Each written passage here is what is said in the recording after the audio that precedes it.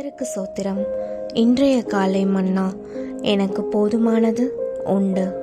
என் சகோதரனே, எனக்கு போதுமானது உண்டு. ஆதியாகமம் 33:9. அதிருப்தியும் பேராசையும் படைத்த மனிதர் நிறைந்த உலகில் நாம் வசிக்கிறோம். நாம் அவர்களில் ஒருவராக மாறிவிடாதிருப்போமாக. என் சகோதரனே, எனக்கு போதுமானது உண்டு என வேதாகமத்தில் முதலாவது கூறின மனிதன் ஒரு பரிசுத்தவானாக பாராட்டப்பட்டவன் அல்ல என்பது உண்மையாகவே ஆச்சரியமாயுள்ளது. அவன்தான் ஏசா. ஆதியாகமம் 33:9.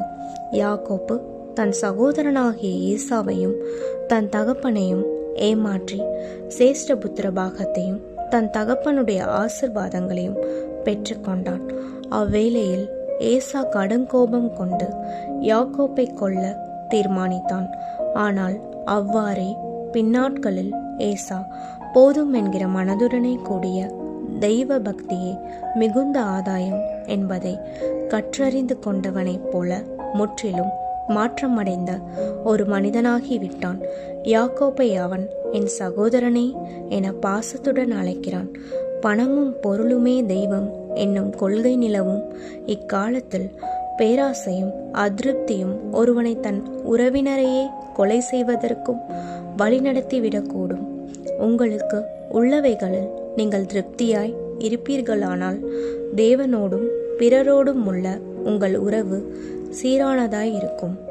இலவசமாக உங்களுக்கு கொடுக்கப்பட்டாலும் கூட ஆஸ்தியை சேர்த்து குவித்து வைக்க வேண்டுமென்ற விருப்பமோ பொருட்களை சேகரிக்க வேண்டுமென்ற எண்ணமோ உங்களில் இராது. அவ்வாறாயின் பிறருடைய உடைமைகளை நீங்கள் இச்சிப்பது எப்படி? நான் உம்முடைய முகத்தை கண்டது தேவனுடைய முகத்தை கண்டது போல் இருக்கிறது. ஆதியாகமம் 33:10 என்று யாக்கோப்பு கூறினான்.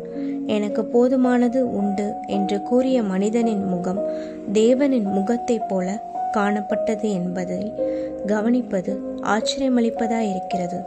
அதுவும் தான் ஒரு கொலைபாதகனுடைய முகத்தை காணப்போவதாக எதிர்பார்த்திருந்தவனுக்கு அது அவ்விதம் தென்பட்டது என்பது மிகுந்த ஆச்சரியமானதே. ஏசாவின் திருப்தியே இப்பெரிய மாற்றத்திற்கு காரணம் என யாக்கோப்பு உணர்ந்திருக்க கூடும். எத்தன் அல்லது பறித்து கொள்ளுகிறவன் என்ற பொருளுடைய பெயர் கொண்ட யாக்கோப்பும் கூட மாறுதல் அடைந்தவனைப் போல் இருக்கிறான். 11ஆம் வசனத்தில் வேண்டியதெல்லாம் எனக்கு உண்டு என அவன் கூறுவதிலிருந்து இதை நாம் அறிந்து கொள்ளலாம்.